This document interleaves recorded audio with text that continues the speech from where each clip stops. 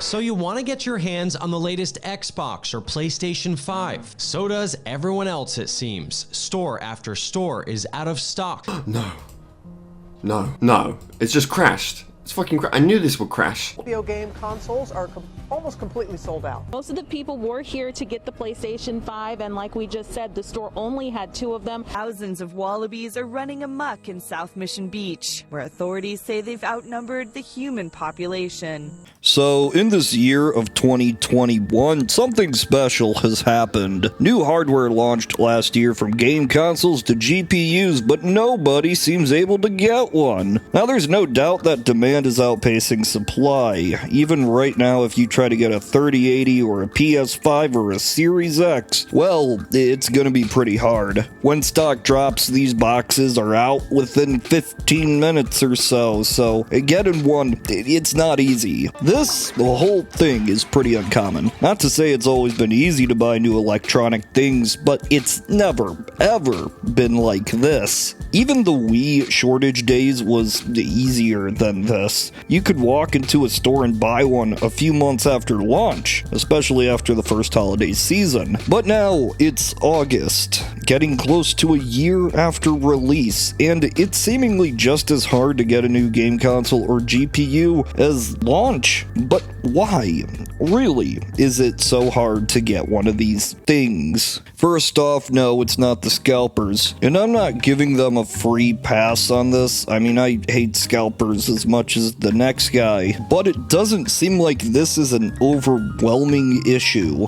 At least, not like it seems. Estimates put the number of PS5s scalped and sold at 138,000 to maybe 150,000 as of a few months ago. I imagine, considering unsold scalped consoles and, the months that have passed, this number is probably no more than 200 or 250,000. And that's a lot, but consider that the number of PS5s actually shipped is around 10 million now. So even at best, it's likely that just 1 or 2% of all PS5s sold have been acquired by scalpers. And as for the other things, well, Xboxes seem to be in the same boat, that not many have been scalped compared to the number of units sold. And as for graphics cards, well, it seems even less prevalent. And with GPUs, yeah, sure, people might use them for crypto mining, but considering how much that hype has died down and stock is still unavailable, I think it's safe to say demand might just be that high.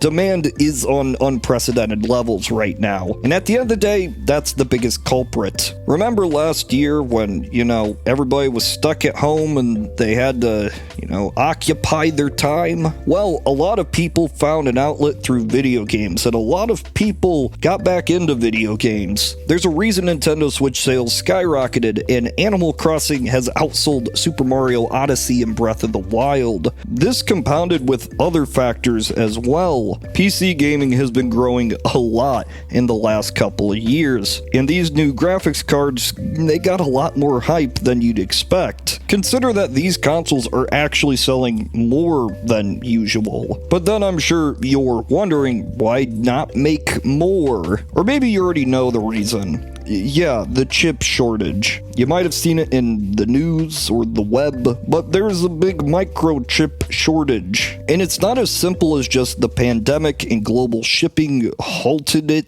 or something like that. It's actually something a lot bigger. See, making these microchips that power everything in the computing world, it's not that easy. You can't just start a new company and jump in. In fact, you really can't even be a billion-dollar company and just jump in. It requires massive infrastructure to produce chips and research how to produce better chips to keep up with the competition. Architectures change and the size of the transistors change. Just a lot of stuff going on, and as of right now, only a few companies can do this. Our big focus should be on TSMC, Taiwanese Semiconductor Manufacturing Company. For the most part, any product you're interested in buying right now is probably made using TSMC chips, or at least the chips they manufacture. Companies contract them to build to spec or whatever, and they do. But it's a lot of companies. They make chips for ARM, which Apple contracts to make its own chips for computers and phones. They also make AMD chips for those CPUs and GPUs, and this includes the consoles as well. They also make NVIDIA chips, so that's the 3000 series and, well, the Nintendo Switch. Now, a lot of these devices are hard to come by, the ones in highest demand, and they're all made here,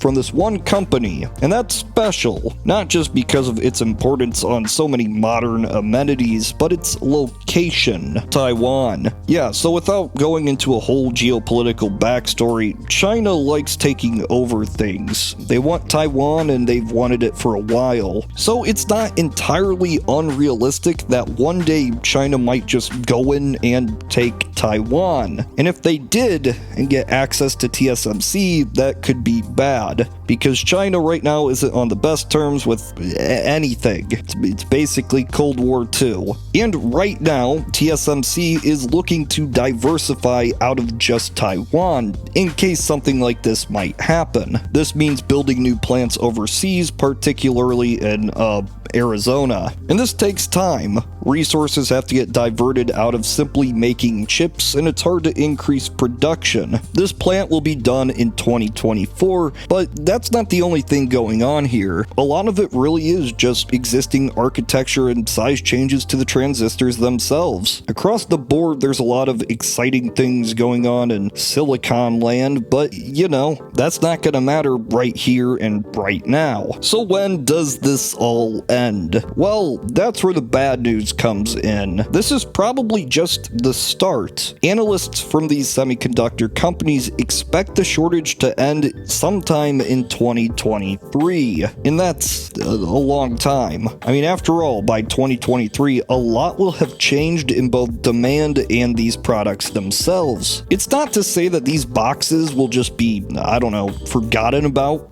but we do traditionally expect mid-gen refreshes around this time, 3 to 4 years after release. Yeah, I know it's early to start talking about a PS5 Pro, but at the same time, it makes a lot of sense considering everything else going on. In conclusion, that's it. That's why you can't get them. Demand is higher than it's ever been, and they can't just ramp up supply. There's some bad news in there, especially 2023, but good news as well, because once this is all over, I can't imagine we'll ever see anything quite like it again. So yep, maybe this will be over by 2023.